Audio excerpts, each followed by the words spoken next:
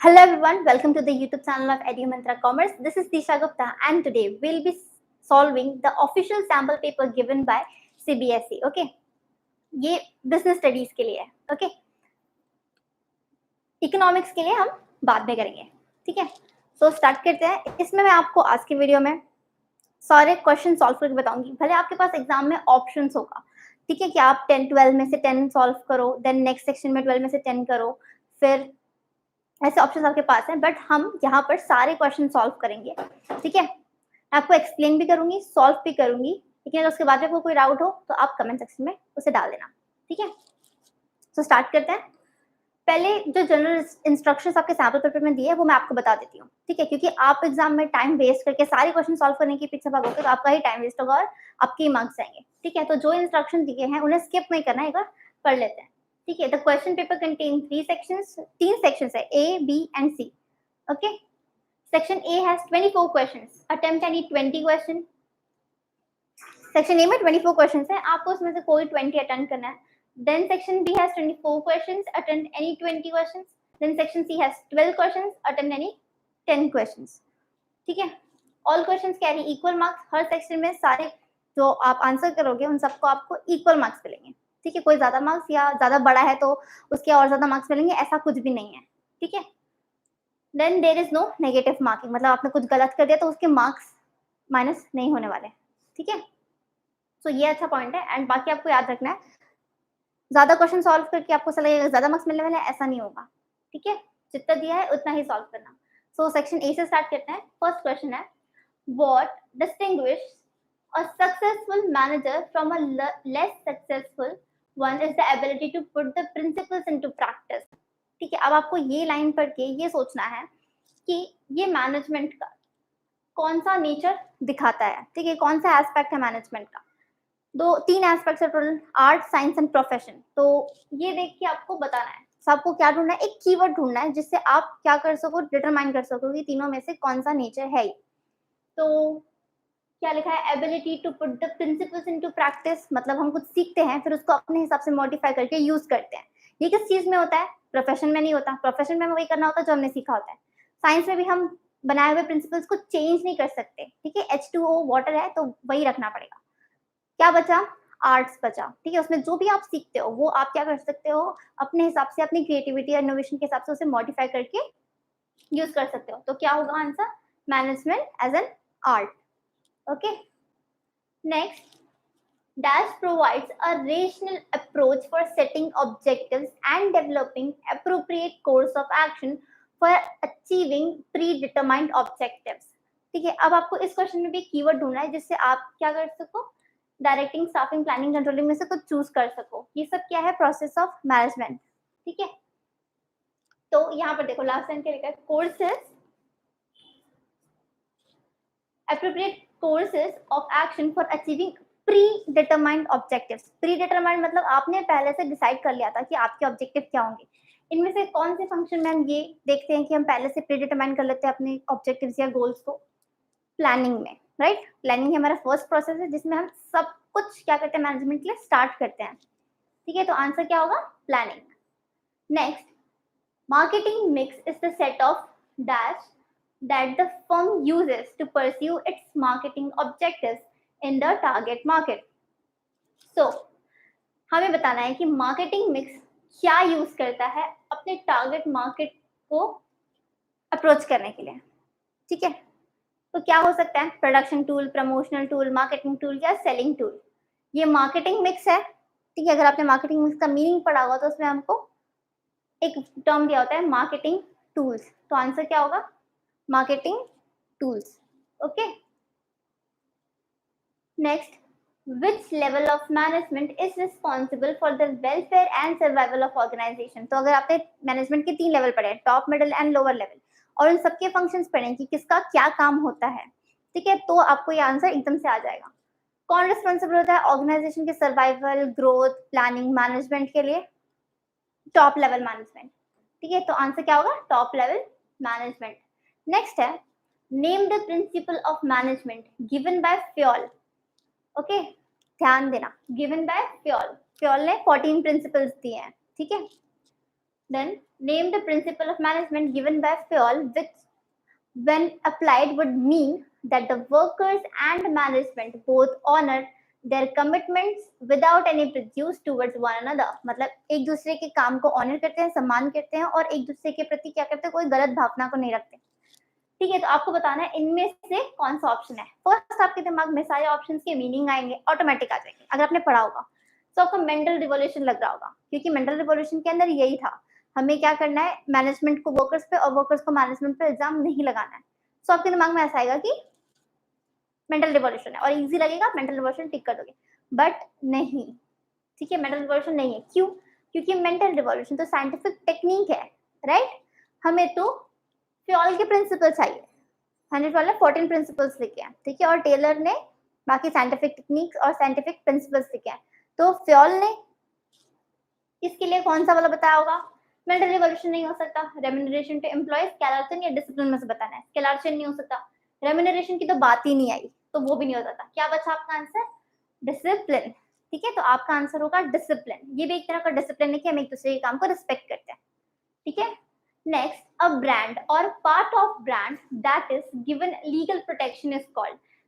एक ब्रांड हो या फिर उस ब्रांड का एक पार्ट हो जिसको लीगली एक प्रोटेक्शन मिलती है। मतलब अगर समझ लो लक्स की कंपनी है, ठीक है, वो अपने जितने भी प्रोडक्ट्स निकाले, लक्स का साबुन निकाले, शैम्पू निकाले, कुछ भी निकाले, वो उनके ऊपर बिलोंग करता है। ठीक है, उनसे उसका हक कोई नहीं ले सकता। अगर कोई और कंपनी फेक नाम से, मतलब फेक नाम से नहीं, फेक कंपनी लक्स के प्रोडक्ट, लक्स नाम यूज करके कोई भी अपना चालू वाला प्रोडक्ट चिपका दे, ठीक है, तो क्या करेंगे, लक्स वाले उस फेक कंपनी के ऊपर केस कर सकते हैं। ये क्या है, ऐसा क्यों किया? क्योंकि उन्होंने अपने ब्रांड को प्रोटेक्ट किया है।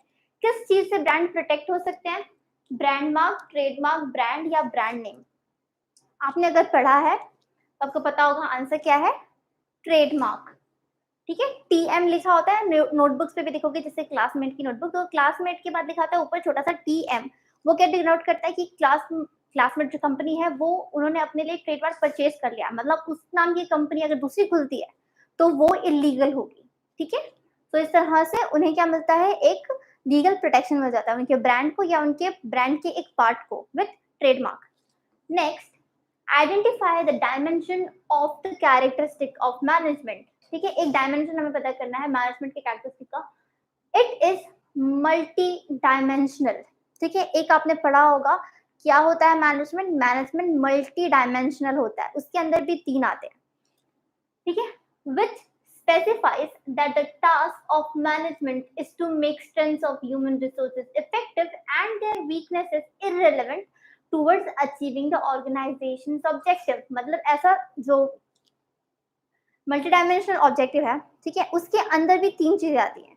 उसमें से कौन सा है जिसमें ऐसा दिखाया है कि ह्यूमन रिसोर्स को जितना हो सके उतना डेवलप करके उनका इफेक्टिव एंड एफिशिएंट यूटिलाइजेशन करना होता है? किसके अंदर आता है? Management of work, management of people, management of operation या management of goals. Management of goals करके तो कुछ था ही नहीं, उसके अंदर 3 ही डायमेंशन थे, वर्क, पीपल एंड ऑपरेशन। ठीक है, अगर यहाँ पर ह्यूमन रिसोर्स की बात हो रही है तो ऑपरेशन की बात नहीं हो सकती, वर्क की बात नहीं हो सकती, ह्यूमन मतलब पीपल, तो क्या होगा answer? Management of people. Okay, next, dash involves a variety of programs designed to promote and protect the company's image and its individual products in the eye of public। अब आपको बताना है कि ये मार्केटिंग चैप्टर है, okay, आपको बताना है इन ऑप्शंस में से कौन सा ऑप्शन कंपनी की इमेज को पब्लिक के सामने क्या करता है, एनहांस करके रखता है या फिर स्टेबल बना के रखता है, गुडविल इंक्रीज करता है। ठीक है, एडवर्टाइजिंग नहीं, पर्सनल सेलिंग नहीं, पब्लिसिटी और पब्लिक रिलेशंस, ये 2 ऑप्शन आपके पास बच जाते हैं। ठीक है, पब्लिसिटी करना क्या होता है? पब्लिक स्पीचेस देना वगैरह होता है। ठीक है, पब्लिक रिलेशन, अगर आप देखो तो आपने पब्लिसिटी करके कुछ पढ़ा ही नहीं है। आपने चैप्टर पढ़ा होगा तो आपको पता होगा कि पब्लिसिटी करके चैप्टर में कुछ था नहीं, मार्केटिंग क्या था, पब्लिक रिलेशन था, जिसके अंदर मैगजीन्स में, न्यूज़पेपर्स में इवेंट्स करके कंपनी की इमेज को लोगों के सामने अच्छा दिखाया जाता है। जैसे कोई डोनेशन कर दिया तो उसको सबके सामने पब्लिकली अनाउंस किया, एक एनजीओ खोला, कुछ कहीं कंस्ट्रक्शन में पैसे दिए, कभी किसी को एड प्रोवाइड किया, कुछ ट्रेनिंग कैंप सेटअप किए किसी की डेवलपमेंट के लिए, पुअर सेक्शंस की हेल्प की, इकोनॉमिकली बैकवर्ड सेक्शंस की हेल्प की। ये सब क्या है? पब्लिक रिलेशन इंक्रीज करना, अपनी कंपनी को अच्छे कामों के थ्रू उसकी पब्लिसिटी बढ़ाना है। ठीक है, तो यहाँ पर आंसर क्या होगा, पब्लिक रिलेशंस। पब्लिसिटी क्यों नहीं होगा, क्योंकि चैप्टर में ऐसा कुछ है ही नहीं। ठीक है, next, which type of organizational structure will you suggest for a firm which has diversified activities and operations requiring a high degree of specialization? अब आपको बताना है कि इन ऑप्शंस में से कौन सा ऑप्शन बेस्ट रहेगा एक कंपनी के लिए जिसे क्या चाहिए, हाई डिग्री ऑफ स्पेशलाइजेशन चाहिए। तो आपको सबके एडवांटेज और डिसएडवांटेज आने चाहिए हर ऑप्शन में। पहली बात, सेंट्रलाइज और डिसेंट्रलाइज का स्पेशलाइजेशन से कोई लेना देना ही नहीं है। ठीक है, तो फर्स्ट टू ऑप्शन तो ऐसे ही कट हो गए। लास्ट टू ऑप्शन क्या है, divisional structure and functional structure. आपको दोनों का एडवांटेज और डिसएडवांटेज क्या है। डिविजनल स्ट्रक्चर और फंक्शनल स्ट्रक्चर, इनमें से किसका एडवांटेज है high degree of specialisation? Functional structure का होता है। ठीक है, तो आंसर क्या होगा अपना, functional structure. Next, changes or events cannot be eliminated but they can be anticipated and managerial responses to them can be developed. ये आपका स्टेटमेंट था, is suggested by the following importance of planning। अब planning का importance यहाँ पर दिया हुआ है, उनमें से आपको बताना है कि अभी जो हमने एक स्टेटमेंट पढ़ा है वो क्या डिनोट करता है। ठीक है, हमें स्टेटमेंट में बोला है कि हम आने वाला, जो फ्यूचर आने वाला है, ठीक है, उसको हम एलिमिनेट नहीं कर सकते। कोई रिस्क आने वाला है, कोई खतरा आने वाला है, हम उसे एलिमिनेट नहीं कर सकते क्योंकि हम हमेशा उसे जानते नहीं कि किस तरह का खतरा आने वाला है। ओके, लेकिन एटलीस्ट हम थोड़ा सा अंदाजा लगा के, थोड़ी दूर की सोच के, कैलकुलेट करके क्या कर सकते हैं, एटलीस्ट अपने जो मैनेजरियल एक्सपीरियंस है, प्रिंसिपल जितने भी पढ़े हैं, उन सबको अप्लाई करके थोड़ा सा रिस्क कम कर सकते हैं। ठीक है, तो इसमें से कौन सा ऑप्शन है जिसका ये मीनिंग होता है वो देखें। प्लानिंग फैसिलिटेट डिसीजन मेकिंग, नहीं। प्लानिंग प्रमोट्स इनोवेटिव आइडियाज, नहीं। प्लानिंग प्रोवाइड्स डायरेक्शन, नहीं। Then planning reduces the risk of uncertainty. ठीक है, हम सर्टन नहीं है फ्यूचर क्या होगा, तो एटलीस्ट प्लानिंग करने से, दूर की सोचने से हम अनसर्टेनिटी, एटलीस्ट सर्टेनिटी थोड़ी तो बढ़ा सकते हैं। ठीक है, सो आंसर क्या होगा, planning reduces the risk of uncertainty. Next, grouping similar nature of jobs into larger units, similar nature of jobs into larger units called departments is the step in the process of one of the functions of management, identify the function of management। ठीक है, अब ये था पूरा घुमा के आया हुआ क्वेश्चन। ठीक है, इसके अंदर आपको प्रोसेस ऑफ मैनेजमेंट बताना है। आपको उस इन सब में से किसी एक का जो स्टेप वाइज हमको करना होता है ना, वो एक स्टेप बताया है, grouping similar nature of jobs into larger units. तो आपको बताना है कि ये इनमें से किसका स्टेप है। ठीक है, प्लानिंग में आपको याद करना पड़ेगा, सबका आता होगा तभी आप इसका आंसर दे पाओगे। प्लानिंग में ऐसा कुछ भी नहीं था। ठीक है, डायरेक्टिंग स्टाफिंग में भी ऐसा कुछ नहीं है। किसमें है ये, ऑर्गेनाइजिंग में है, जहां पर आपको डिविजनल सेक्टर या फंक्शनल सेक्टर में डिवाइड करना होता है। सो आंसर क्या होगा, बी, ऑर्गेनाइजिंग। ठीक है, डिपार्टमेंटलाइजेशन जो सेकंड स्टेप है ऑर्गेनाइजिंग का, उसमें ये आता है। तो आंसर है हमारा organising. Next, the statement planning is a primary function, ये एक कैरेक्टरिस्टिक है प्लानिंग का कि प्लानिंग एक प्राइमरी फंक्शन होता है। प्राइमरी मतलब इनिशियल फंक्शन। ठीक है, suggest that planning precedes other functions. ठीक है, planning requires logical and systematic thinking. Planning is framed, it is implemented and is followed by another plan, and so on. Then planning is required at all levels of management as well as in all the departments of organization. हमें बताना है planning is a primary function। इसमें से कौन सा statement इस statement को justify करता है? लास्ट वाला नहीं हो सकता। Planning requires logical systematic thinking भी इस है, वो भी एक चीज, लेकिन इससे उसका कोई लेना देना नहीं है। सो आपके बचे ऑप्शन कौन से हैं, planning precedes the functions and then planning is framed, it is implemented and is followed by another plan and so on. अगर हम सिस्टमैटिक ऑर्डर में बात करें तो ऐसे आंसर्स गलत होते हैं। ठीक है, तो आंसर क्या होगा, planning precedes other functions. Planning क्या करता है, वो इनिशियल स्टेप है, बट उसका एक मतलब ये है कि वो बाकी सारे स्टेप्स को प्रीसीड करता है, मतलब बाकी सारे स्टेप्स तो प्लानिंग के बिना आएंगे ही नहीं। ठीक है,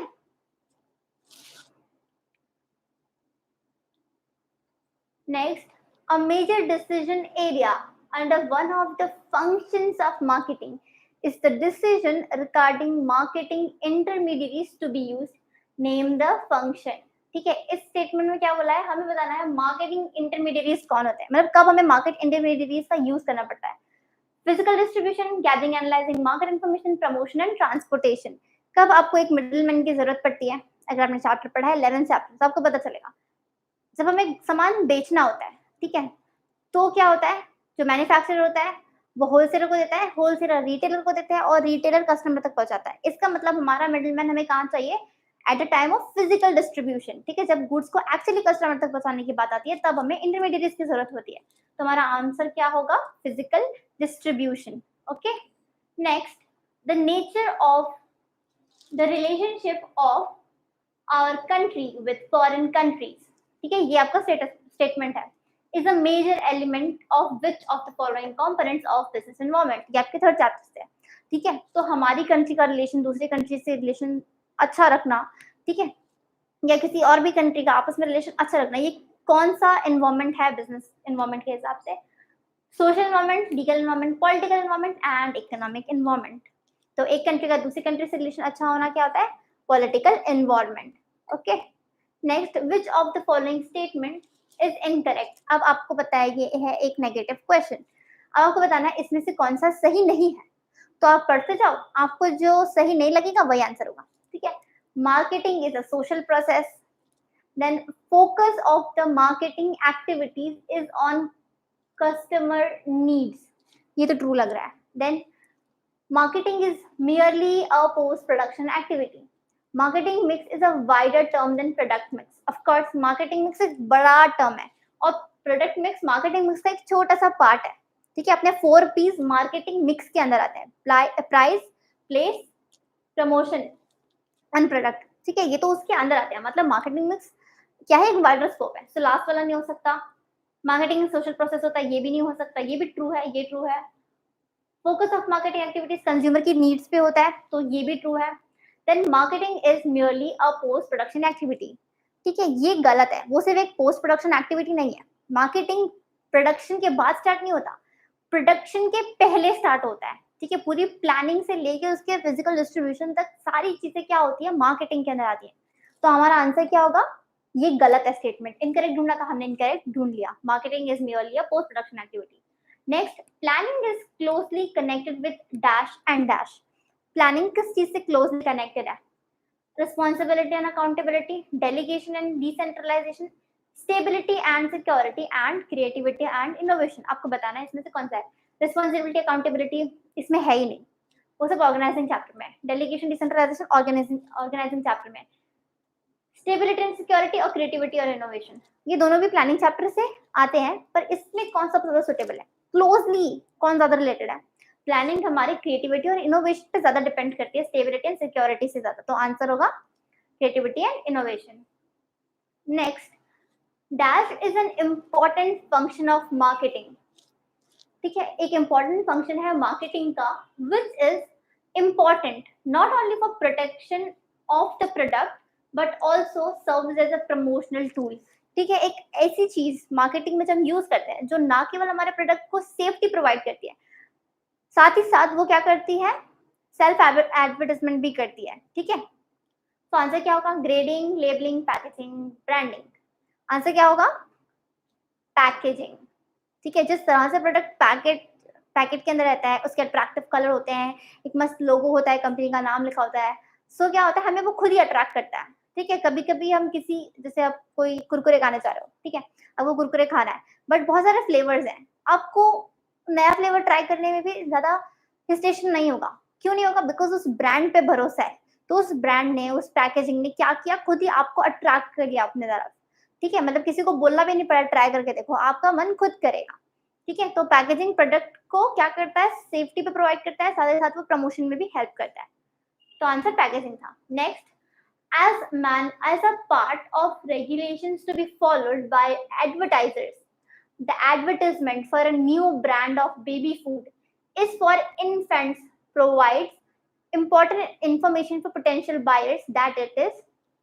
आपको यहाँ तक मैं बताती हूँ क्या लिखा है. एक कंपनी है जो न्यू बॉर्न बेबीज के लिए फूड बनाती है. ठीक है, इन्फेंट्स मतलब एकदम पैदा हुए बच्चे, ठीक है। सो इन्फेंट्स के लिए फूड बनाती है और वो कुछ एडवर्टाइजमेंट कर रही है। एडवर्टाइजमेंट करते टाइम पे वो एक लाइन है जो क्या करती है, एज अ सेफ्टी मेजर बताती है। क्या है वो line? Not recommended for infants under the age of 4 months, मतलब ऐसे बच्चों के लिए नहीं है जो अभी 4 महीने के नहीं हुए हैं, ठीक है। 4 महीने जिनके हो गए पैदा होके, उन्हीं के लिए। तो उन्होंने ऐसा एक क्वेश्चन क्या कर दिया, लिख दिया है अपने एडवर्टाइजमेंट के टाइम पे। Which dimension of business environment is highlighted in the above statement? अब आपको बताना है ये बिजनेस एनवायरमेंट का कौन सा डायमेंशन है। Social environment, legal environment, political and economic. अब आपको लगेगा कंपनी कितनी अच्छी है, ठीक है, कितना सोशल रिस्पॉन्सिबिलिटी फुलफिल कर रही है लोगों को बताकर, लेकिन ये सोशल रिस्पॉन्सिबिलिटी नहीं है, ठीक है। ये उनको क्यों लिखना पड़ता है? क्यों टबैको के पैकेट पे लिखा होता है इट कॉजेस कैंसर, या फिर हेल्थ के लिए और लाइफ के लिए डेंजरस है? क्यों लिखा होता है इट किल्स? क्योंकि गवर्नमेंट ने कहा है अगर आपका प्रोडक्ट किसी को हार्म कर रहा है तो आपको लिखना पड़ेगा वो हार्म करता है। उसके बाद ये बायर्स के ऊपर है, ये पोटेंशियल बायर्स के ऊपर है, मतलब जो खरीदते हैं, ठीक है, उस पर्टिकुलर प्रोडक्ट को खरीदते हैं तो मतलब पोटेंशियल बायर कहते हैं। सो किस पर डिपेंड करता है ये? एक बार लिख दो कि खतरा है, ऐसे आप नहीं खा सकते हो, खाना नहीं चाहिए, उसके बाद हम बेच रहे हैं, अब जो ले रहा है उसके ऊपर पूरी जिम्मेदारी ट्रांसफर हो गई कि अगर उसको खा के वो मरता है तो वो केस नहीं कर सकता, ठीक है। तो ये क्या है? एक लीगल एनवायरमेंट है। ओके, यहाँ पर उनको क्यों लिखना पड़ा कि बच्चों को आप नहीं दे सकते? क्योंकि गवर्नमेंट के हिसाब से अगर कोई चीज किसी को हार्म करती है और आप जानते हो कि वो हार्म करेगी तो आपको लिखना पड़ेगा। उसके बाद भी अगर लोग खरीद के अपने 4 महीने से छोटे बच्चों को खिलाते हैं तो वो उनकी जिम्मेदारी, उनकी प्रॉब्लम, वहां पे केस नहीं कर सकते, ठीक है। सो ये हो गया legal environment. Next, the principle of management given by FUEL which aims at the preventing overlapping of activities। ऐसा कौन सा है इसमें से जिसमें हम ओवरलैपिंग ऑफ वर्क, मतलब एक ही काम दो बार या 2 लोग ना कर रहे हो, इसे कैसे प्रिवेंट कर सकते हैं? Division of work, unity of command, unity of direction, order.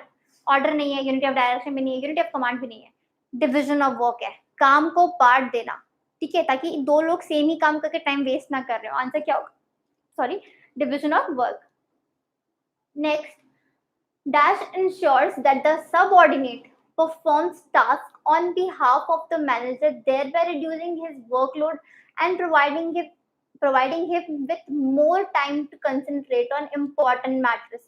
तो इनमें से ऐसा कौन सा है? Decentralisation, delegation of authority, authority and responsibility. इसमें से कौन सा ऐसा स्टेप है जिसको लेकर क्या कर सकते हैं मैनेजर्स अपना बर्डन एटलीस्ट थोड़ा सा कम कर सकते हैं और क्या कर सकते हैं, फोकस कर सकते हैं उनके मेन काम पर, ठीक है। तो ऐसा किस में होता है? डेलीगेशन ऑफ अथॉरिटी में। उसका मीनिंग आपको पता होना चाहिए, आपको आंसर तुरंत पता चल जाएगा। एक्चुअली ये मीनिंग ही लिखा है डेलीगेशन ऑफ अथॉरिटी का, ठीक है। Next, dash is a process of classification of products into different groups on the basis of some important characteristics such as quality and size etc। तो आपको बताना है इस डैश में ऐसा कुछ फिल करना है जो क्या हो, प्रोडक्ट्स का क्लासिफिकेशन हो उनके इंपॉर्टेंट कैरेक्टरिस्टिक्स के हिसाब से, standardisation, grading, product development, selling, ठीक है, क्वांटिटी, साइज, क्वालिटी, कलर, ऐसी किसी चीज की या किसी कैरेक्टरिस्टिक के हिसाब से उसे डिटरमाइन करते हैं तो उससे हम क्या कहते हैं? ग्रेडिंग।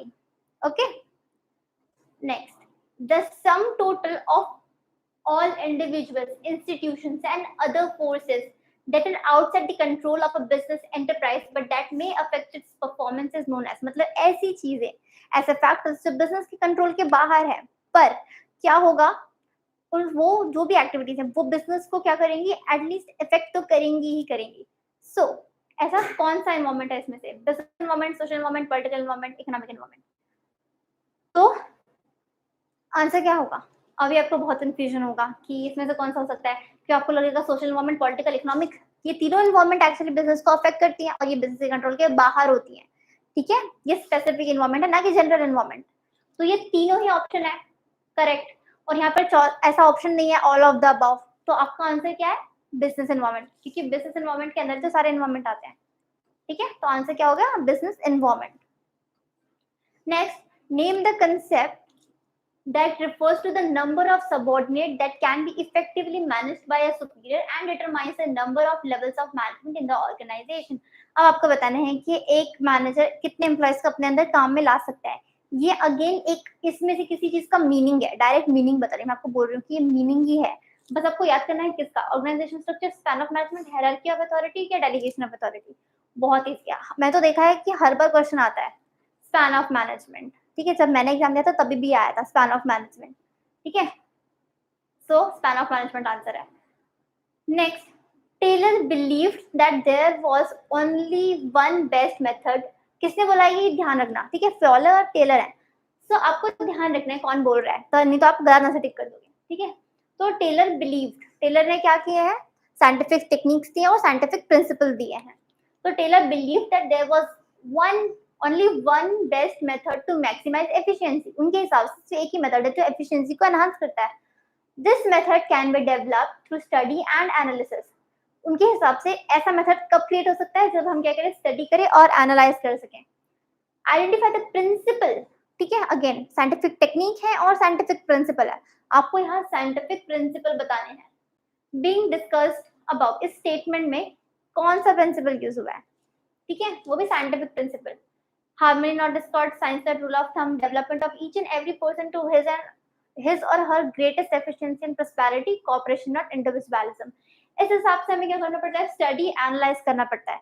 इनमें से कौन सा ऑप्शन में हमें स्टडी एनालिसिस की जरूरत पड़ती है, science not rule of thumb, मतलब हमें साइंटिफिक अप्रोच अपनाना है, रूल ऑफ थंब नहीं करना है। ओके, तो आंसर क्या होगा, science not rule of thumb. Next, 24 question थे एक सेक्शन में, 24 खत्म हो गए। आपको 24 आउट ऑफ 24 अटेंड नहीं करने हैं, आपको 20 अटेंड करने हैं। ठीक है, एग्जाम स्टार्ट होने से पहले ही आप क्वेश्चन पेपर में कुछ लिखने के लिए अलाउड नहीं होते हो। ठीक है, ऐसा आप उस पर गोज नहीं सकते, आंसर टिक नहीं कर सकते, बस क्वेश्चन के आगे एक छोटा सा डॉट मार दो जो आपको नहीं आता है। ठीक है, ताकि आप क्या करो, कंफ्यूज ना हो जाओ और सभी कर दो, या फिर आपको समझ नहीं आ रहा कौन सा कर दो कौन सा नहीं, जो नहीं आता फटाफट एक छोटा सा डॉट डाल दो ताकि वो आपके ध्यान में रहे कि आपको ये नहीं करना है। ठीक है, और 20 में 24 में से 20 करने के चक्कर में और कम कर दिया, मतलब 19 कर दिया, उससे बेटर एक ज्यादा ही हो जाए। ठीक है, कम नहीं करना एटलीस्ट। नेक्स्ट, सेक्शन बी, यहाँ पे भी 24 क्वेश्चन है। Then India has launched its most advanced geo imaging satellite which will allow better monitoring of the subcontinent, including its borders with neighboring countries by imaging the country 4-5 times a day. The satellite is capable of near real-time monitoring of floods and cyclones, the factor constituting the business environment being discussed above. तो इसको पढ़ के आपको ऐसा लग रहा होगा क्या टेक्नोलॉजिकल एडवांसमेंट है। ठीक है, क्या सैटेलाइट हम भेज रहे हैं, तो ये बिना ऑप्शंस पढ़े टेक्नोलॉजिकल एनवायरनमेंट कंस्टिट्यूट करता है। ठीक है, नेक्स्ट, और अब ऐसा मत सोचना कि बड़ा क्वेश्चन होगा तो हार्ड क्वेश्चन होगा, समटाइम्स बड़े क्वेश्चन ही सबसे ज्यादा इजी वाले क्वेश्चन होते हैं और छोटे क्वेश्चन ट्रिकी होते हैं। ठीक है, which step is the process of planning will precede the step in which the manager is required to make certain assumptions about the future, which are the base material upon which the plans are drawn। मतलब सबसे पहला step क्या होता है, सारे अगर हमें planning भी करनी है, प्लानिंग के बाद ऑर्गेनाइजिंग, स्टार्टिंग, राइटिंग जो भी है। ठीक है, तो प्लानिंग में भी प्लानिंग के स्टेप्स है, उस प्लानिंग के स्टेप में सबसे पहला प्लान कौन सा होता है वो आपको बताना है। इम्प्लीमेंटिंग द प्लान तो लास्ट चीज है।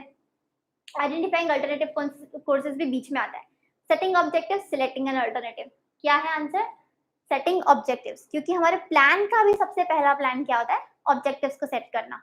ठीक है, next, availability and affordability of the product were considered to be the key to the success of a firm.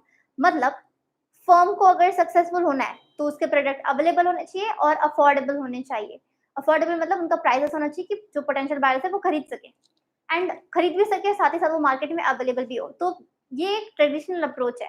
ठीक है, जिसमें जो कंपनीज थी वो सिर्फ अपने प्रोडक्ट को सस्ता रखती थी और अवेलेबल रखती थी मार्केट में, क्योंकि कंपटीशन कम था तो ज्यादा दिमाग नहीं लगाना पड़ता था।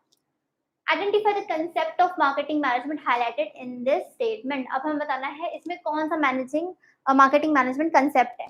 Production concept, product concept, societal concept, marketing concept. अब आपको स्टेटमेंट को देखकर समझ आएगा कि कंपनीज क्या करती थी, लार्ज स्केल प्रोडक्शन करती थी ताकि कॉस्ट कम रहे। Large scale production to reduce the cost कौन सा होता है, प्रोडक्शन कंसेप्ट। ओके, तो आंसर है production concept. Next, aiming to revive Jammu and Kashmir's attraction as a top location for film shooting, the Jammu and Kashmir film policy 2021 offers a host of incentives to the filmmakers, such as subsidies and low-term interest rates for films with patriotic and certain other themes shoot in Jammu and Kashmir, for giving work opportunities to local artists, etc. This will have an impact on business enterprises in the state. Which component of business environment is highlighted above? अब आपको बताना है कि ये जो जम्मू कश्मीर में 2021 के अंदर न्यू पॉलिसीज लाके जो भी अगर फिल्मिंग शूट करता है जम्मू कश्मीर में आके कोई स्पेशली अगर पेट्रोटिक मूवीज बन रही है, ठीक है, देशभक्ति पे मूवीज बन रही है, तो उनको स्पेशल कंसेशन है, सब्सिडीज है, एंड क्योंकि उससे क्या होगा, वहाँ जो जम्मू कश्मीर के लोग हैं उन्हें न्यू अपॉर्चुनिटीज मिलेंगी, वहाँ के बिजनेस एनहांस होंगे, क्योंकि वो टूरिज्म स्पॉट बन जाएगा जहाँ पे मूवी शूट हो जाती है ना। जैसे 30 खां मूवी देखी होगी आपने, आप वो लोग जो छोटे गांव में शूट करना चाहते हैं, बाद में वो क्या हो जाता है, एक टूरिस्ट स्पॉट हो जाता है। सो जम्मू कश्मीर के लोग भी वही चाहते हैं कि टूरिज्म बढ़े, तो ऐसे तो कुछ तो कर रहे हैं, ठीक है। तो अब आपको बताना है इसमें से कौन सा एनवायरमेंट डिस्कस हुआ है।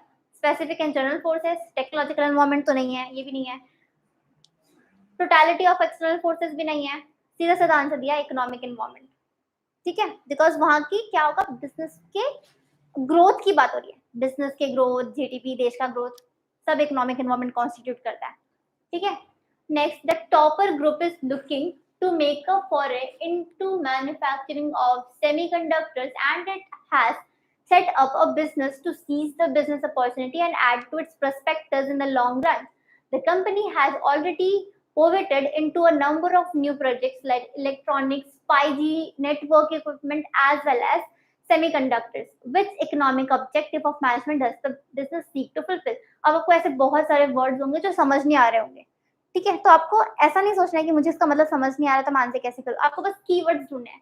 जैसे कि वो न्यू प्रोजेक्ट्स ला रहे हैं, इसका मतलब अपने बिजनेस को ग्रो करने की बात कर रहे हैं, ठीक है, ऑलरेडी उनके पर्सपेक्टिव में ये सब नहीं है, वो नया चीजें लेके आ रहे हैं, 5 नेटवर्क ला रहे हैं, इलेक्ट्रॉनिक्स प्रोडक्ट्स को और अच्छा बनाने वाले हैं, तो वो क्या करने वाले हैं, अपने बिजनेस को ग्रो करने की बात करें।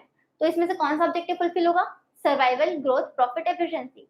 आंसर क्या होगा, ग्रोथ, क्योंकि वो अपने बिजनेस को बड़ा करने की बात कर रहे हैं। Next, product cost sets the lower limit for the price, ठीक है, प्रोडक्ट का कॉस्ट जो होता है, मतलब एक प्रोडक्ट को बनाने में कितना खर्चा आया बिना प्रॉफिट का अमाउंट ऐड किए, ठीक है, कितना खर्चा आता है, वो हो गया प्रोडक्ट कॉस्ट। प्रोडक्ट कॉस्ट पे किसी भी प्रोडक्ट का लोवेस्ट प्राइस सेट किया जाता है, ठीक है। The utility provided by the product and the intensity of demand of the buyer sets the upper limit, ठीक है।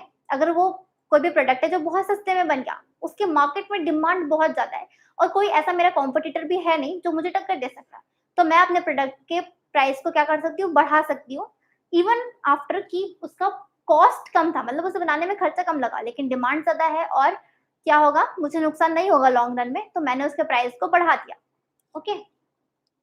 So in case of in elastic demand, demand क्या होती है, इलास्टिसिटी के बेसिस पे दो तरह की होती है, इलास्टिक डिमांड और इन इलास्टिक डिमांड। इलास्टिक का मतलब क्या होता है, वो स्ट्रेच होती है, मतलब वो चेंज हो सकती है, okay, whereas inelastic demand जो स्टिफ है, रिजिड है, वो चेंज नहीं होगी, ठीक है, इसका चेंज नहीं होगी मतलब प्राइस का उस पर कोई अफेक्ट नहीं आने वाला है, ठीक है।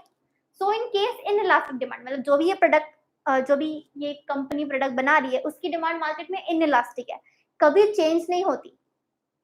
Total revenue dash when price increases, ठीक है। अब आपको बताना है कि अगर कंपनी अपना प्राइस बढ़ा देती है प्रोडक्ट का, ठीक है, उसका 10 रुपए का था उसको 20 रुपए का कर देती है, तो मार्केट में तो उनका रेवेन्यू जो है, ठीक है, वो बढ़ेगा कि कम होगा।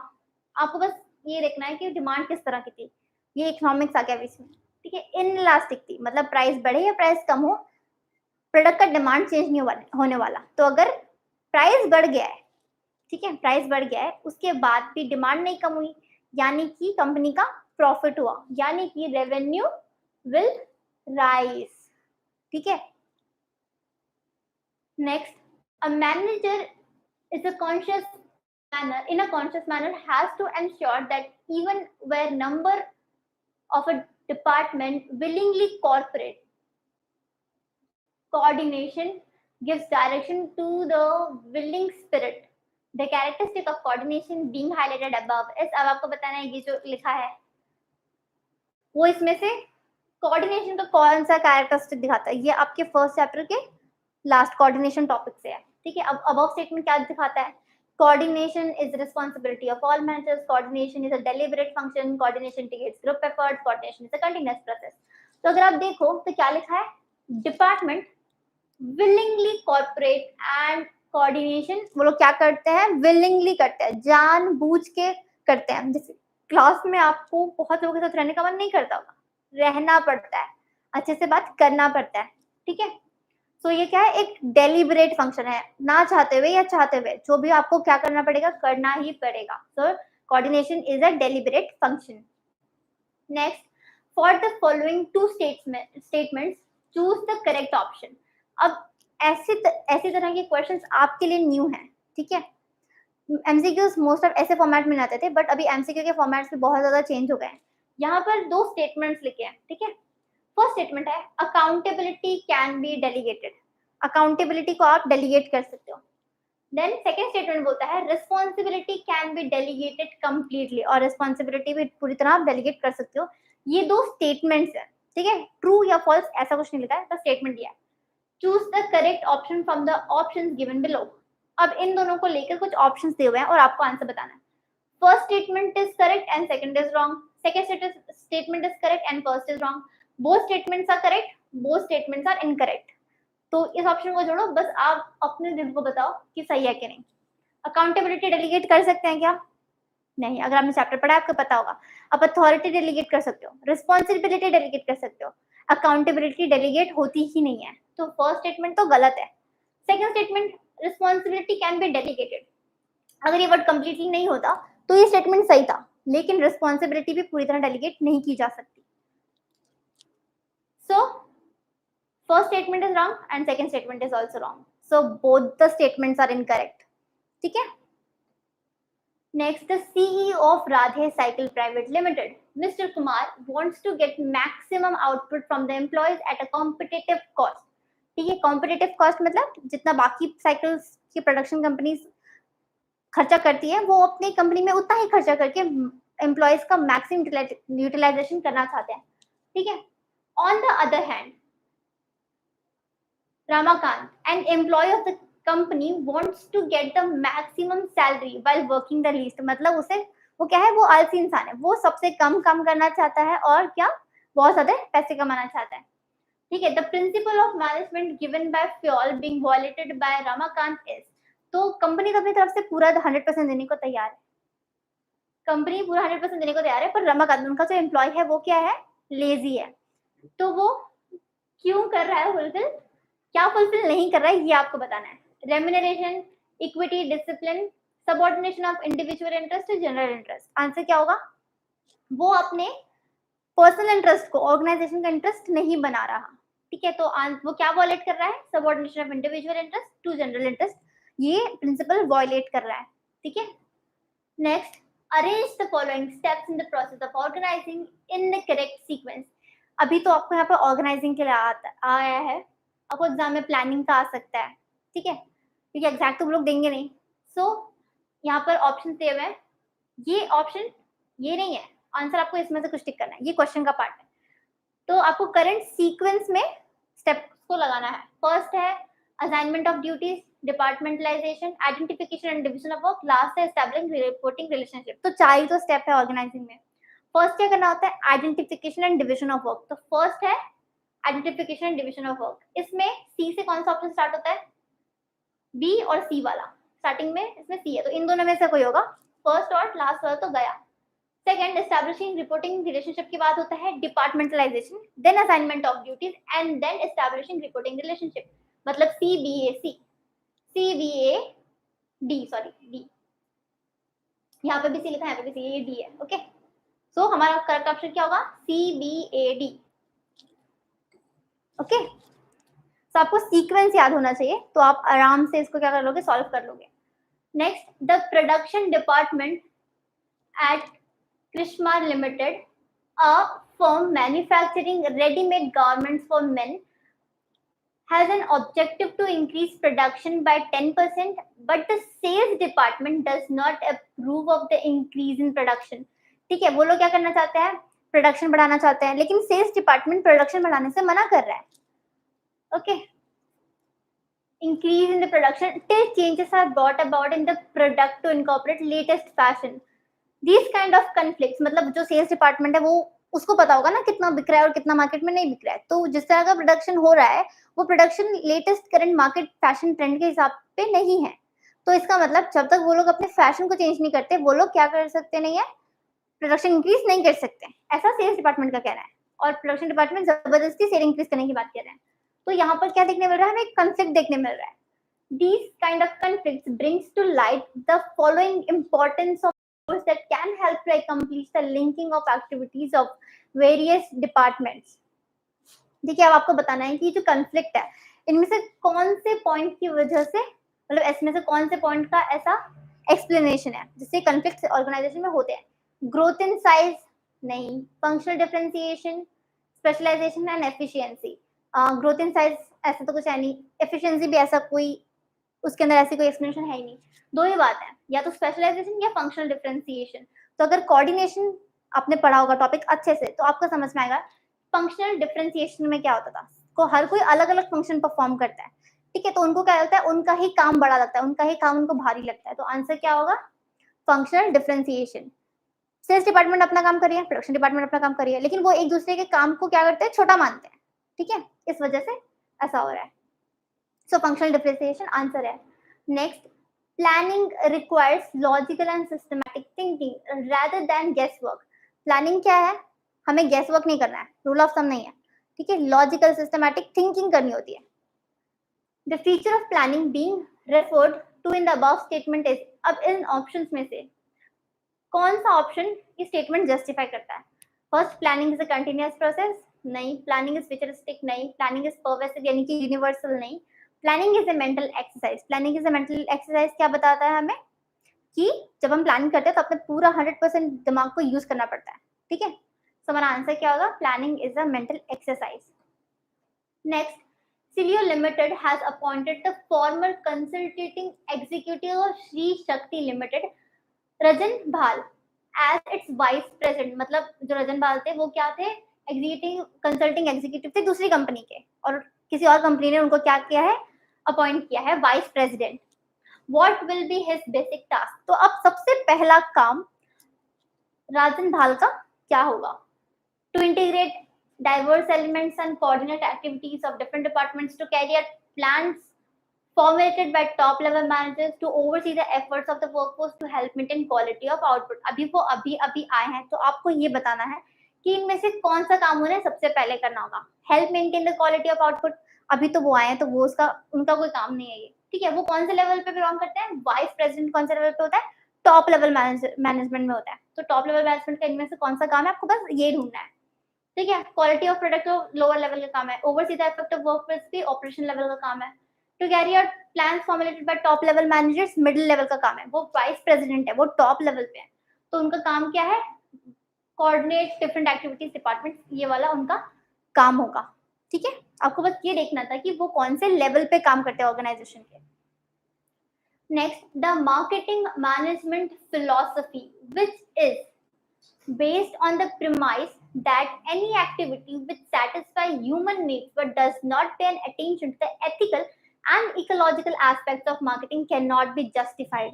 मतलब इसमें से ऐसा कौन सा कंसेप्ट है जो ऐसा कहता है कि अगर हम कंज्यूमर की नीड्स को देख भी रहे हैं, ठीक है, लेकिन उससे अगर एनवायरमेंट को हार्म होता है, इकोलॉजिकल डिसबैलेंस आता है, तो वैसी मार्केटिंग किसी काम की नहीं।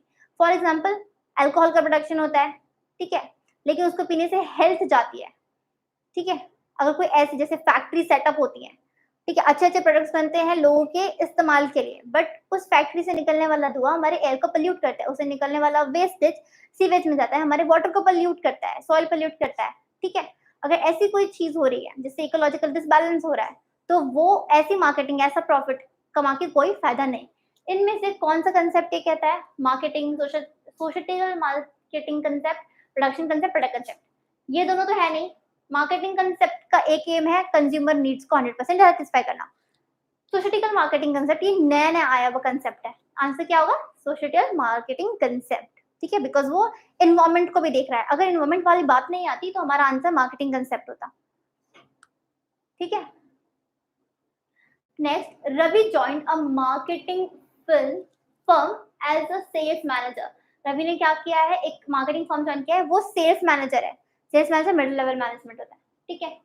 On his first day in the company during the orientation program, the CEO of the company told Ravi that he will have to simultaneously perform the function of management. ठीक है, जिस दिन पहला उसका काम होता है, जो ओरिएंटेशन फंक्शन होता है, ठीक है, उसके अंदर जो सीईओ थे, ठीक है, कंपनी के, उन्होंने रवि को समझाया कि जो फंक्शन है, planning, organising, staffing, directing, controlling, उसे साइमल्टेनियसली करना होगा। मतलब एक के बाद एक के बाद एक के बाद एक खत्म होने के बाद वापस, मतलब कंट्रोलिंग के बाद वापस से प्लानिंग पे आना होगा। इस तरह से उसे सारे फंक्शंस क्या करने पड़ेंगे, साइमल्टेनियसली करने पड़ेंगे। Which characteristic of management was the CEO referring to. अब सीईओ ने इसमें से कौन से मैनेजमेंट के फंक्शन को क्या क्या हाईलाइट किया है। Management is a continuous process, management is all pervasive, management is multidimensional, management is goal oriented. तो ये स्टेटमेंट जो हुआ है उसके हिसाब से हमारा आंसर क्या है, कंटिन्यूअस प्रोसेस, क्योंकि उन्हें क्या करना है, वापस वापस वापस वापस वो परफॉर्मेंस करते रहनी है, ठीक है। तो आंसर क्या होगा, management is a continuous process. Next, unlike professions such as medicine और law which requires a practicing doctor or lawyer to possess valid degrees। मतलब डॉक्टर कौन बन सकता है, जिसने डॉक्टर की पढ़ाई की होगी। देन लॉयर कौन बन सकता है, जिसने लॉ की पढ़ाई की होगी, ठीक है। सो एक वैलिड डिग्री चाहिए इन सर्टेन प्रोफेशंस के लिए। Nowhere in the world it is mandatory for a manager to possess any such professional degree। किसी मैनेजर को उनकी डिग्री पूछ के देखो, हो सकता है वो कॉमर्स फील्ड से बिलोंग करते हो, बट हो सकता है वो ना करते हो, जैसे हेनरी फियर और जो टेलर थे, ठीक है, डब्ल्यू टेलर, दोनों भी क्या थे, अपने अपनी कंपनी में इंजीनियर थे, ठीक है। वो क्या करते थे, उनका इस कॉमर्स के फील्ड से कोई लेना देना नहीं था, उसके बाद भी उन्होंने कॉमर्स जैसे बैकग्राउंड के लिए एक बहुत इंपॉर्टेंट प्रिंसिपल, साइंटिफिक टेक्निक्स और साइंटिफिक प्रिंसिपल्स दिए, ठीक है। यानी एक मैनेजर के लिए कोई भी पर्टिकुलर डिग्री ऐसे चाहिए नहीं होती है, ठीक है। Identify the characteristic of the profession being discussed above in which is not being strictly met by management। मतलब मैनेजमेंट करते टाइम पे एक रिस्ट्रिक्शन है प्रोफेशन का जो फॉलो नहीं होता है। कौन सा है, well defined body of knowledge, नहीं, restricted entry, professional association, ethical code of conduct. So यहाँ पर क्या है, एक रेस्ट्रिक्टेड एंट्री है।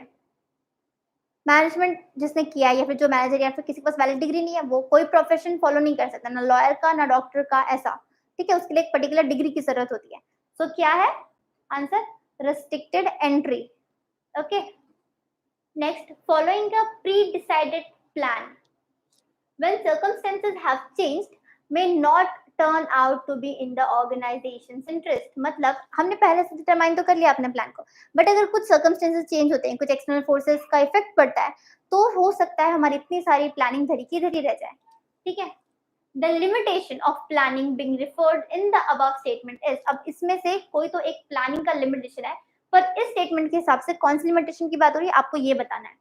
Planning does not guarantee success, planning may not work in dynamic environment, planning is rigidity, planning is time consuming process। तो क्या हो सकता है answer, planning is time consuming process, नहीं। अब आपको इनमें से लग रहा होगा कोई, planning leads to rigidity, planning may not work in a dynamic environment and planning does not guarantee success, ठीक है। तो आंसर क्या होगा, planning leads to rigidity, because हम क्या हो जाते हैं, इनफ्लेक्सिबल हो जाते हैं, हम चेंज नहीं हो सकते। Next, the technique of scientific management given by Taylor, which aims to establish interchangeability of manufactured parts and product is। आपको क्या बताना है, साइंटिफिक मैनेजमेंट का टेक्निक बताना है, ठीक है। प्रिंसिपल्स भी हैं और टेक्निक भी है, दोनों में डिफरेंशिएट हमेशा करना, ठीक है। हम क्या बताना है, which aims to establish interchangeability of manufactured parts and product is method study, motion study, standardization, differential piece weight system। तो differential piece weight system नहीं हो सकता, method study नहीं हो सकती, standardization नहीं हो सकता, ओ standardization है, सॉरी, ओके, हो जाता है। So next, for the following two statements, choose the correct option। वापस से दो स्टेटमेंट है आपके पास और आपको इसमें से बताना है। फर्स्ट स्टेटमेंट है, advertising is an impersonal form of communication. Advertising क्या है, एक इम्पर्सनल फॉर्म ऑफ कम्युनिकेशन है, ये एडवर्टाइजिंग का मीनिंग ही है, ठीक है। देन सेकंड स्टेटमेंट है एडवर्टाइजिंग लैक्स डायरेक्ट फीडबैक। अब आपको बताना है इन दोनों में से जो स्टेटमेंट्स है, first statement is correct, second is wrong, second statement is correct and first is wrong, both statements are correct या बोथ स्टेटमेंट्स आर इनकरेक्ट, आपको ऐसे बताना है। ठीक है, तो एडवर्टाइजमेंट क्या होता है, एक इम्पर्सनल फॉर्म ऑफ कम्युनिकेशन है, ये ट्रू है। ठीक है, और एडवर्टाइजमेंट क्या करता है, डायरेक्ट फीडबैक लैक करता है, दोनों ट्रू है। ठीक है, तो both the statements are correct. Then KTX Group is rolling out an initiative to help create wealth for its employees through the implementation of employee stock option। वो क्या कर रहे हैं, employee stock option plan implement कर रहे हैं अपने employees के लिए। Through motivation and leadership, the management will help individuals to develop team spirit। वो क्या करेंगे, डायरेक्टिंग का प्रोसेस यूज करके, मोटिवेशन लीडरशिप यूज करके टीम स्पिरिट क्रिएट करेंगे अपने एम्प्लॉयज के बीच में, cooperation and commitment to the success of the group. ठीक है, उसके बाद वो लोग अच्छे से कोऑपरेट करेंगे, कम्युनिकेट करेंगे और जो ओवरऑल ऑब्जेक्टिव है उसे अचीव कर लेंगे। The following importance of management is highlighted above. आपको बताना है इसमें से कौन सा है। Management helps in achieving personal objective, personal objective तो यहाँ फुलफिल नहीं हो रहा है तो ये नहीं होगा। Management helps in development of society, नहीं। Management creates a dynamic organisation, management increases efficiency. ठीक है, तो आंसर क्या होगा, management helps in achieving personal objective. यहाँ पर क्या हो रहा है, एम्प्लॉयज का स्टॉक ऑप्शन प्लान बढ़ रहा है, यहाँ पर उनका टीम स्पिरिट बढ़ रहा है, उनका मोटिवेशन मिल रहा है। ये सब क्या होता है, मैनेजमेंट जो होता है एम्प्लॉयज के पर्सनल ऑब्जेक्टिव को फुलफिल करने के लिए होता है। एक तो मैनेजमेंट का खुद का ऑब्जेक्टिव होता है एंड देन पर्सनल ऑब्जेक्टिव भी होता है, जिसमें उनका सेल्फ एस्टीम आता है, उनका पीर रिकॉग्नाइजेशन आता है। Okay, next, if there is a plan to increase production then more labor, more machinery will be required। अगर हमें प्रोडक्शन बनाना है तो हमें क्या करना पड़ेगा, ज्यादा लेबर की जरूरत पड़ेगी और ज्यादा मशीनरी की जरूरत पड़ेगी। this step in the process of planning will involve organizing of labor and purchase of machinery। तो क्या करना पड़ेगा, हमने प्लान तो कर लिया पर हमें उसको ऑर्गेनाइजिंग करना पड़ेगा। क्या करना पड़ेगा, लेबर को इंक्रीज करना पड़ेगा और मशीनरी को भी क्या करना पड़ेगा, purchase. Then identify the step in the planning process being discussed above। आपको बताना है इसमें कौन सा प्लानिंग प्रोसेस यूज हुआ है। Identifying alternative course of action, setting objectives, selecting an alternative, implementing the plan। अभी आपको क्या होगा, थोड़ा सा कंफ्यूजन होगा क्योंकि यहाँ पे हमें क्या दिख रहा है, प्लानिंग के साथ साथ ऑर्गेनाइजिंग चैप्टर के एलिमेंट्स भी दिख रहे हैं। ऑर्गेनाइजिंग कब होगा, जब प्लानिंग खत्म हो जाएगा। ठीक है, यानी कि हमने क्या कर दिया, प्लान इम्प्लीमेंट कर दिया, तभी तो आ रहा है, क्या बात आ रही है, परचेज करने की बात आ रही है और लेबर इंक्रीज करने की बात आ रही है। ठीक है, तो ये कब होता है, जब प्लान इम्प्लीमेंट हो जाता है, इम्प्लीमेंटिंग द प्लान है तो वो प्लानिंग का ही पार्ट, बट क्या हो रहा है, ऑर्गेनाइजिंग एलिमेंट पे आ रहा है। ऐसा क्यों हो रहा है, क्योंकि प्लानिंग ऑलमोस्ट खत्म हो चुकी है। Then Taylor proposed 8 specialist from whom each worker will have to take orders from as part of technique of functional foremanship। functional foremanship के अंदर उन्होंने कहा कि हमें 8 स्पेशलिस्ट की जरूरत पड़ती है मैनेजमेंट में अच्छे वर्क करने के लिए। ठीक है, अच्छे से सब काम हो जाए उसके लिए। those with technical mastery, intelligence and grit may be given dash work। जिनके पास टेक्निकल नॉलेज अच्छी होती है, वो पढ़े लिखे होते हैं, उन्हें डैश काम देना चाहिए। Those with energy and good health may be assigned dash work। मतलब जिनके पास ज्यादा इंटेलिजेंस नहीं है बट उनके पास हेल्थ है और काम करने का पोटेंशियल है। ठीक है, तो यहाँ पर आपको फिल इन द ब्लैंक्स करना है। तो जिनके पास अच्छी टेक्निकल नॉलेज है, इंटेलिजेंस है, उनसे क्या करवा सकते हैं, प्लानिंग, एग्जीक्यूशन, प्रोडक्शन, इम्प्लीमेंटेशन। उनसे प्लानिंग अच्छी करा सकते हैं क्योंकि प्लानिंग एक मेंटल एक्सरसाइज है। एंड जिनके पास एनर्जी और गुड हेल्थ है, उनसे क्या करा सकते हैं, एग्जीक्यूशन, प्लानिंग, प्रोडक्शन, उनसे एग्जीक्यूशन करा सकते हैं। तो आंसर है planning and execution. Next, a person feeling hungry may get food by offering to give money or some other products or service in return to someone who is willing to accept the same for food। यहाँ पर क्या element आया है, barter exchange का। ठीक है, मतलब किसी को अगर कुछ खाना है, उसके पास पैसे नहीं है पर उसके पास कोई ऐसी कमोडिटी है जो सामने वाला बंदा लेने को तैयार है और उसके बदले खाना भी देने को तैयार है। ओके, तो यहाँ पर पैसे के इन्वॉल्वमेंट के बिना ही क्या हो गया, एक्सचेंज हो गया। ठीक है, the important feature of marketing illustrated above is, तो मतलब मार्केटिंग का कौन सा एस्पेक्ट यहाँ पर दिखाया है, exchange mechanism, consumer value, creating a market offering, needs and wants. ठीक है, आपको ऐसे पढ़ के लगेगा एक को नीड थी और उसकी वांट फुलफिल हो गई तो आपको नीड एंड वांट लगेगा। लेकिन अगर आपको इन पॉइंट्स का मीनिंग पता होगा तो आपको पता चलेगा आंसर क्या है, एक्सचेंज मैकेनिज्म। यहाँ पर मार्केटिंग के टाइम पे एक एक्सचेंज मैकेनिज्म क्रिएट हो जाता है। ठीक है, तो आंसर क्या है, एक्सचेंज मैकेनिज्म। नेक्स्ट, ये एक नए तरह का क्वेश्चन है। ठीक है, इससे पहले अगर आपने एमसीक्यू फॉर्मेट में क्वेश्चन दिया है तो मुझे नहीं लगता ऐसा क्वेश्चन देखा होगा। ठीक है, बट ऐसे क्वेश्चन सब कॉमनली आपको एग्जाम में आपको देखने मिल सकते हैं। असर्शन मतलब एक स्टेटमेंट है जो यूनिवर्सली एक्सेप्टेबल है, असर्शन। ठीक है, उसका मीनिंग ये होता है। So first, planning is futuristic. Planning क्या होता है, फ्यूचरिस्टिक। प्लानिंग का एक कैरेक्टरिस्टिक है कि प्लानिंग फ्यूचरिस्टिक होता है। सो ये तो ट्रू है, स्टेटमेंट तो ट्रू है, असर्शन तो ट्रू ही रहता है। रीजन ट्रू नहीं रहता है, लेकिन इस केस में ट्रू है। ठीक है, अब इस स्टेटमेंट का रीजन क्या है, ऐसा लिखा है, ये क्वेश्चन है, आंसर नहीं है। ठीक है, planning is concerned with the future which is certain and does not require forecast. अब इसके मीनिंग में क्या लिख दिया इन लोगों ने, रीजन क्या ले दिया कि फ्यूचर तो एकदम डिटरमाइंड है, वो तो बदल ही नहीं सकता। स्टेटमेंट ये है और इसका रीजन ये है।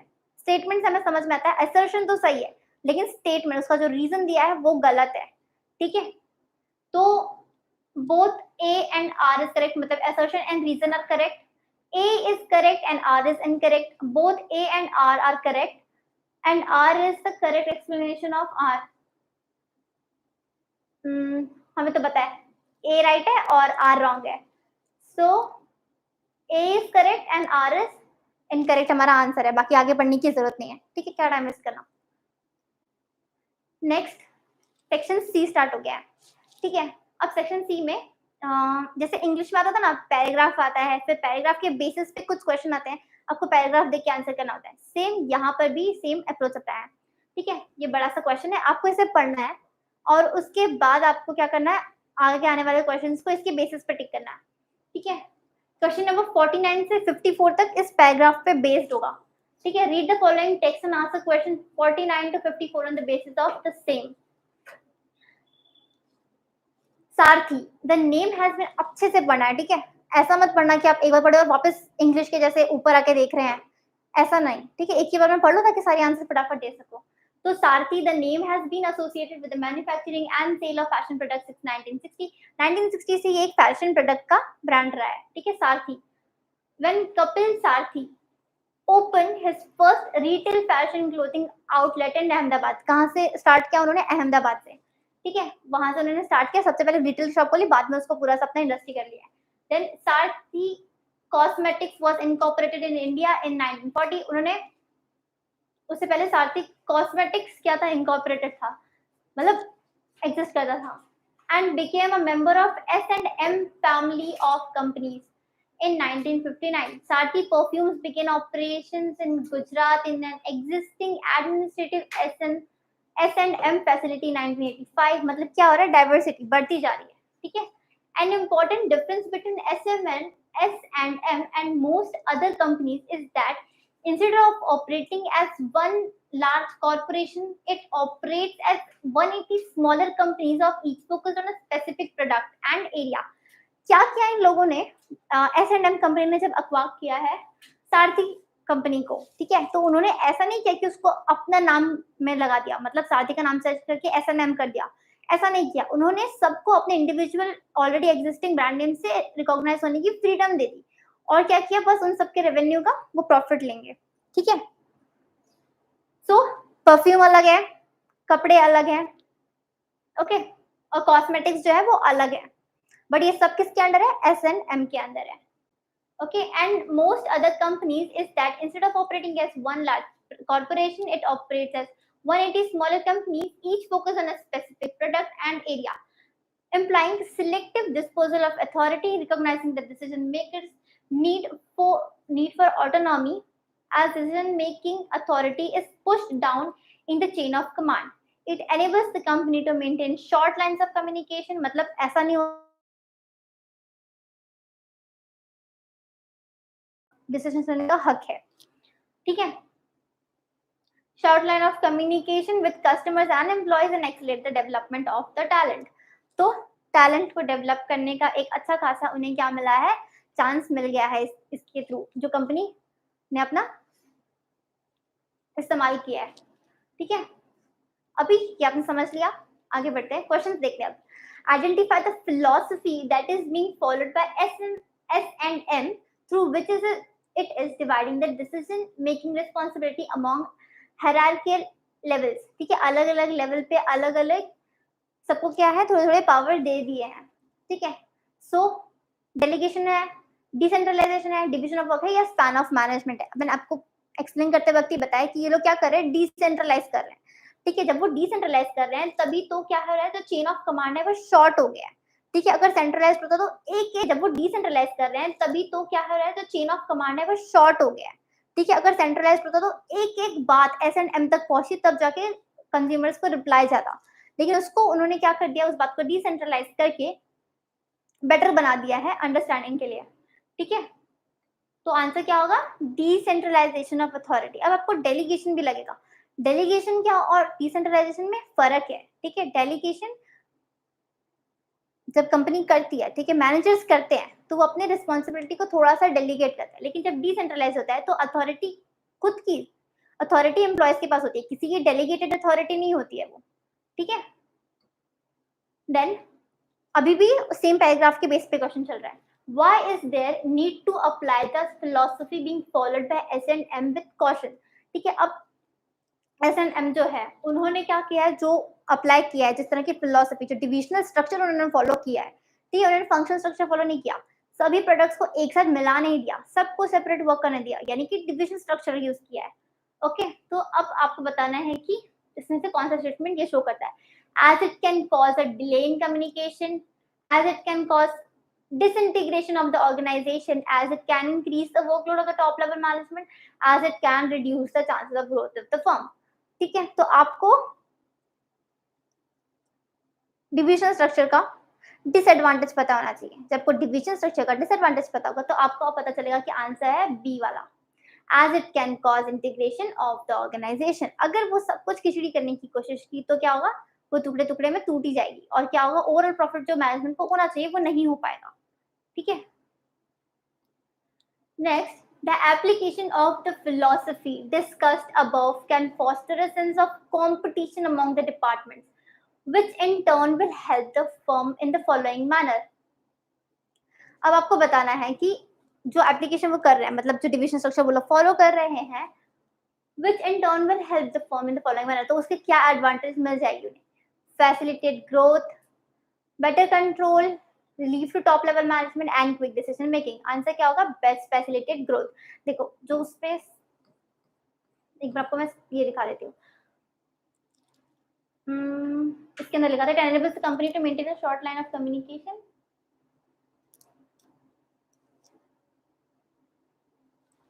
Sarthi Perfumes began operating in Gujarat in existing administrative SM facility 1985।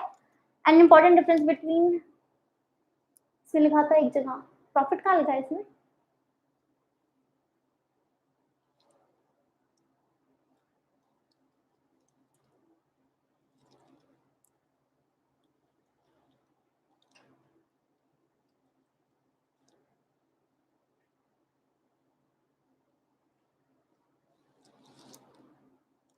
नहीं प्रॉफिट,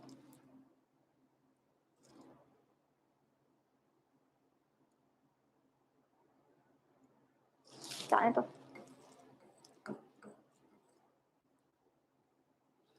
हाँ, सो आंसर क्या होगा, फैसिलिटेट ग्रोथ। बिकॉज अगर वो लोग एक ही जगह पर, अगर सारे प्रोडक्ट को एक ही जगह रोक देते तो क्या होता, चेन ऑफ कमांड जो है उनका खिंच जाता, लंबा हो जाता। ठीक है, और वो जो स्केलर चेन फिर उसको बीच में लेके आना पड़ता। सो बेटर उन्होंने क्या किया, जो जैसा था उसको सेपरेट यूनिटी रहने दिया, तो उनसे क्या होगा, उनका ग्रोथ होगा। ठीक है, क्यों उन्होंने, क्योंकि उन्होंने डिविजनल स्ट्रक्चर को यूज किया है। अभी वो वर्ड नहीं दिख रहा मुझे उसके अंदर कैसे। Next, quote the line from above which highlights the importance of the philosophy towards providing management। अब देखो वो लोग क्या कर रहे हैं, हर बार क्या लिख रहे हैं, फिलोसफी लिख रहे हैं। अब वो डिविजन स्ट्रक्चर नहीं लिख रहे हैं, अब वो कोई भी चीज नहीं लिख रहे हैं। क्यों, अगर हम वो एक भी क्वेश्चन में लिख देंगे तो क्या होगा, बाकी सारे क्वेश्चंस का ऑटोमेटिक आंसर मिल जाएगा। ठीक है, तो आपको वो सेम फिलोसफी को अपने दिमाग में बैठा के आगे बढ़ के सारे आंसर्स दे रहे हैं। ठीक है, quote the line from the above which highlights the importance of the philosophy towards which towards providing management education to employees. ठीक है, एम्प्लॉयज का एजुकेशन देंगे। ये इनमें से कौन सा स्टेटमेंट दिखाता है? Maintain short line of communication, accelerate development of talent, selective disposal of authority, recognise decision makers needs for autonomy. तो हमें यह देखना है एजुकेशनल एम्प्लॉयज, तो क्या होगा? उनके टैलेंट से रिलेटेड होगा। तो आंसर क्या होगा? Accelerate the development of talent. Okay, next, as the 54 तक आपको ये फॉलो करना है, ठीक है। As the decision making authority is pushed down the chain of command at S&M Enterprise, it provides the benefit of quick decision making in the organization because, ठीक है, क्यों? ये शॉर्टर चेन ऑफ कमांड होने की वजह से S&M Enterprise को फायदा हो रहा है। There is no requirement for approval from many levels. Organization is able to generate more returns. There are innovative performance system. It means management. It is a means of management education. तो सीधे सीधे answer क्या होगा? कोई requirement नहीं है किसी भी लेवल को इन्फॉर्म करने की, वजह से क्या होता है? कम्युनिकेशन फास्ट हो गया है। कम्युनिकेशन फास्ट हो गया है तो उनको फायदा हो रहा है, ठीक है। देन ये लास्ट क्वेश्चन है उसके ऊपर बेस्ड, उस पैराग्राफ पे based.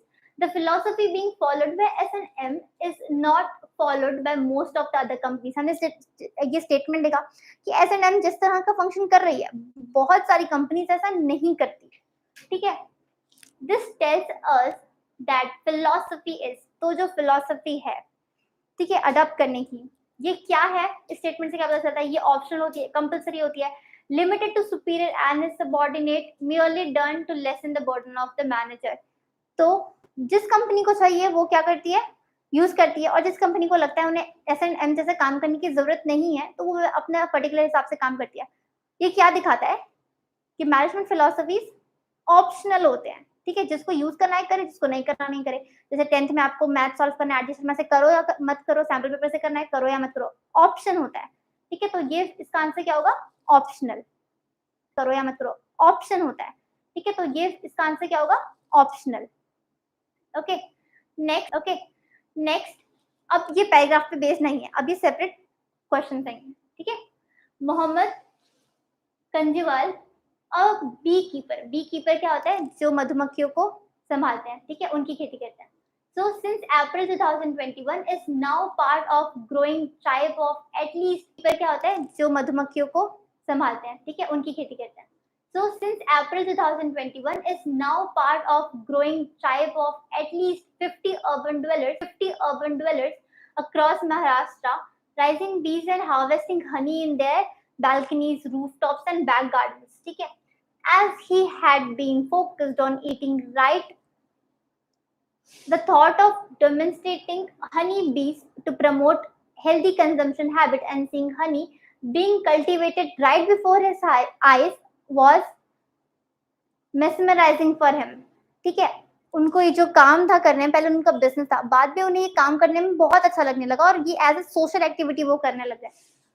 Identify the factor constituting the general environment being discussed above. Of course, पहले वो क्या कर रहे थे? अपने बिजनेस अपने पेट पालने के लिए करते, बट लेटर उन्होंने क्या किया? इसको अक्रॉस द महाराष्ट्र फैला दिया, और जो लोग ज्यादा अर्न नहीं करते थे, ठीक है, उनके लिए क्या किया? उनके बैल्कनीज, उनके गार्डन्स वगैरह वहां पे क्या कर दिया?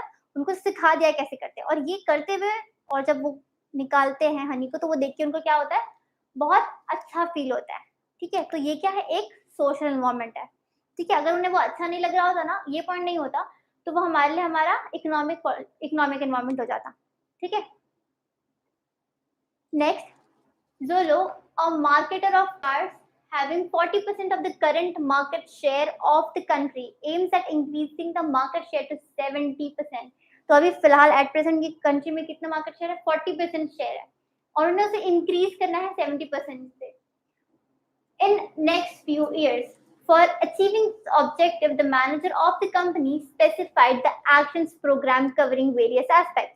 Identifier of the company specified the actions program covering various aspects. Identify the function of marketing discussed above. कौन सा फंक्शन दिखा रहा है?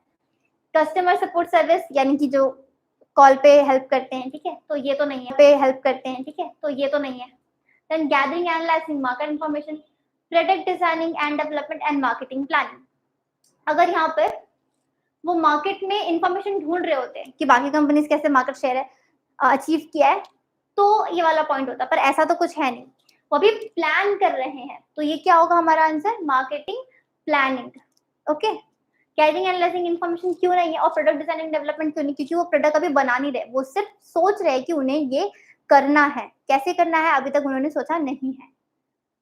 ठीक है, then style and fit, a footwear manufacturing company has decided to offer 50% off।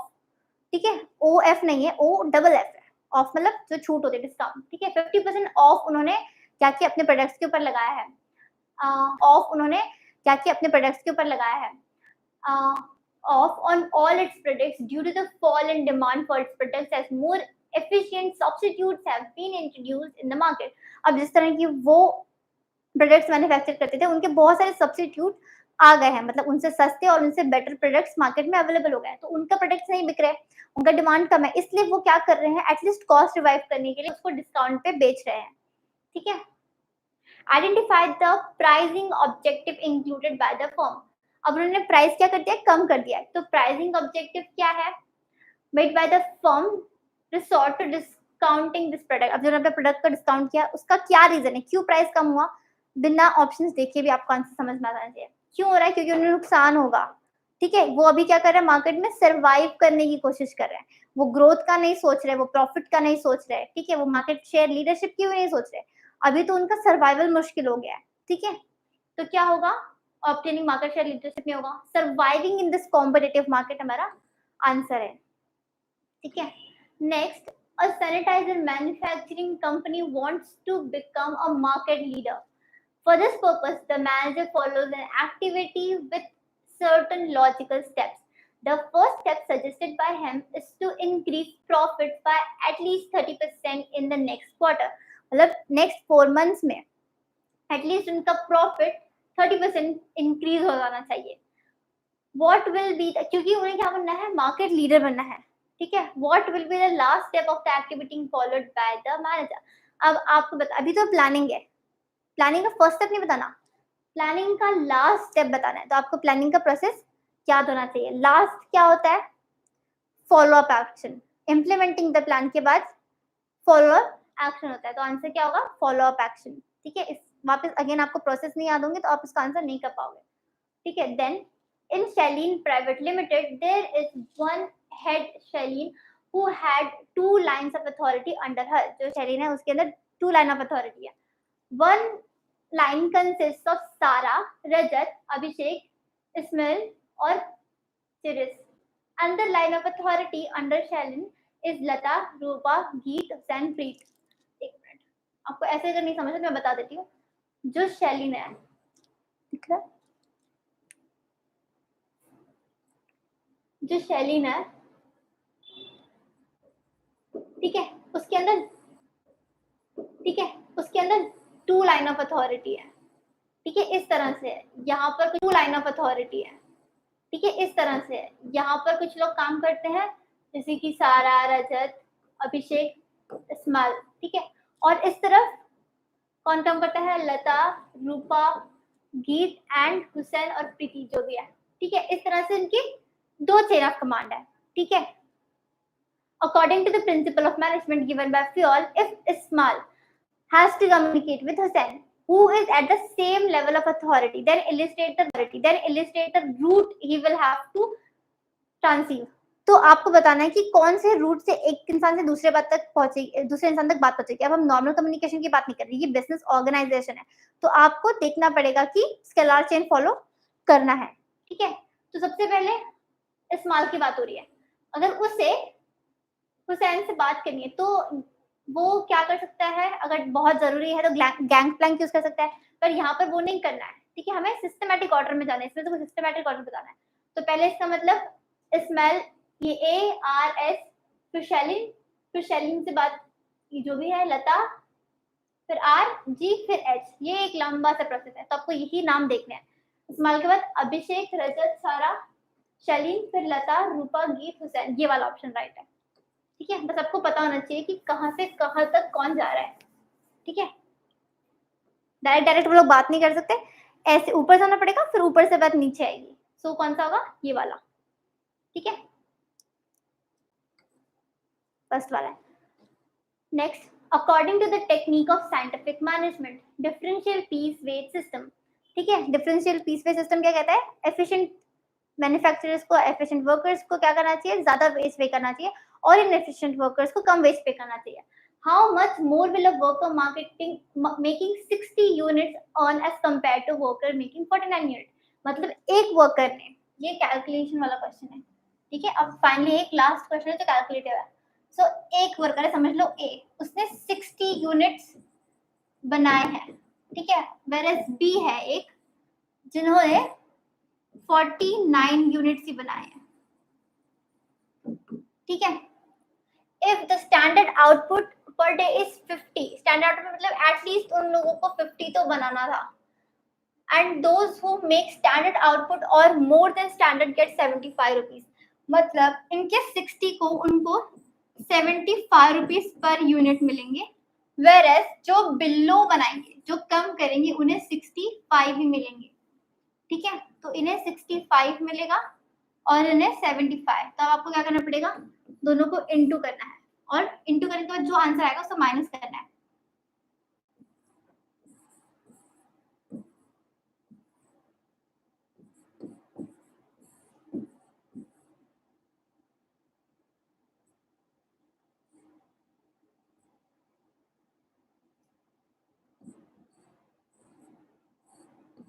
Okay, यहाँ पे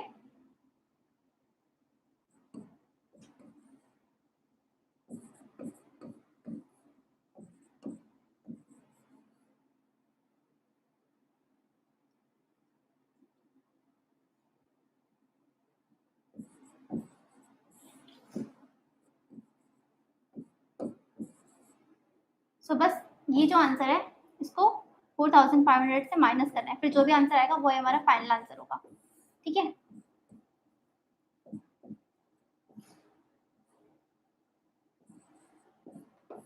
one three one five option है, सी वाला ऑप्शन है, ठीक है। हमने क्या किया, ए ने जितना यूनिट प्रोड्यूस किया था उसको उसके हिसाब से 75 पर यूनिट दिया, वेरस बी ने जिसने बिलो स्टैंडर्ड किया था 49 ही किया था, एक से रह गए, ठीक है। तो 49 ही किया था, उन्हें उनके रेट के हिसाब से पर यूनिट पे किया। तो कितना आया फर्स्ट का 4500, वेरस बी का कितना आया 3185। फिर 3185 को इससे माइनस कर दिया 4500 से, तो हमें जो भी आंसर मिला वही है हमारा डिफरेंस, क्योंकि हमें क्या ढूंढना था, how much more will a worker making 60 units earn as compared to worker making 49। The worker making 60 units earn as compared to worker making 49। तो इनको 49 यूनिट्स बनाने से और इनको 60 यूनिट बनाने से कितना फायदा हुआ है एज कंपेयर टू बी, हमें यही बताना था। तो फायदा कैसे ढूंढेंगे, दोनों के वेज को माइनस करके, ठीक है। तो आंसर कितना होगा, ₹1315। ओके, सो यहाँ पर हमारे टोटल 60 क्वेश्चंस हो गए, एंड मैंने तो एक्सप्लेन करते हुए आपको किया, अगर आपको आता हो तो आप तो इसको 60 मिनट से कम टाइम में एक्चुअली इसको पूरा कंप्लीट कर लोगे, ठीक है। सो यहाँ पे हमने बिजनेस का कंप्लीट कर लिया सैम्पल पेपर, मैंने अपने तरफ से भी एक पेपर बनाया था और सीबीएसई का ऑफिशियल सैम्पल पेपर भी आपको सॉल्व करके दिखाया। आई होप आपको सब समझ में आ गया हो, अगर फिर भी कुछ नहीं समझा, you can put that in the comment section. See you in the next video, all the best for exam, bye.